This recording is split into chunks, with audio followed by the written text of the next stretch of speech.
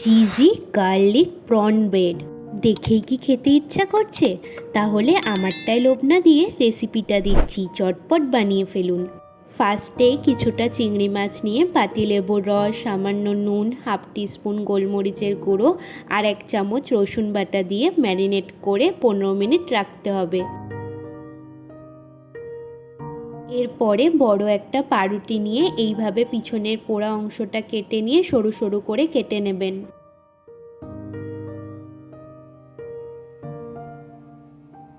আমার তো 4টে টুকরো হয়েছে। এরপরে কিছুটা রসুন আর ধনেপাতাকেও সরু সরু করে কুচিয়ে নিতে হবে।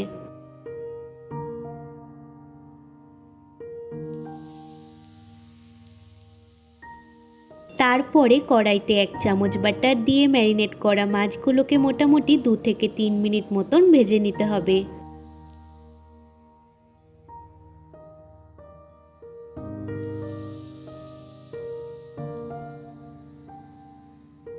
মাছগুলোকে ভাজা হয়ে গেলে আর একটা তাওয়াতে পাউরুটিগুলো দিয়ে 2 পিঠ উল্টে পাল্টে একটু পাউরুটিগুলোকে সেঁকে নিতে হবে।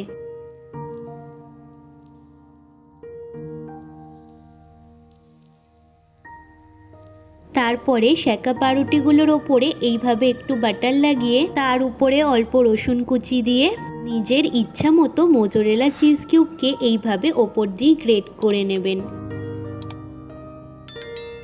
শেষে ভেজে রাখা চিংড়ি মাছগুলোকে চিজের ওপরে সুন্দর করে সাজিয়ে দিয়ে তাওয়াতে একটু বাটার নিয়ে পাউরুটির পিসগুলোকে বসিয়ে ঢাকা দিয়ে 3 থেকে 4 মিনিট মতন রান্না করে নিয়ে যখন দেখবেন চিজটা গলে আসবে তখন ওপর দিয়ে সামান্য ধনেপাতা কুচি দিয়ে নামিয়ে নেবেন। তাহলেই আমাদের cheese garlic prawn bread ready হয়ে যাবে। এটা খাওয়ার আগে একটু চিলি ফ্লেক্স আর অরিগানো দিতে ভুলবেন না কিন্তু। তাহলে কম সময় বানিয়ে নেওয়ার মতো দারুণ টেস্টি একটা স্ন্যাক্স আইটেম পেয়ে গেলেন। রেসিপিটা ভালো লাগলে আমার চ্যানেলকে সাবস্ক্রাইব করে নেবেন।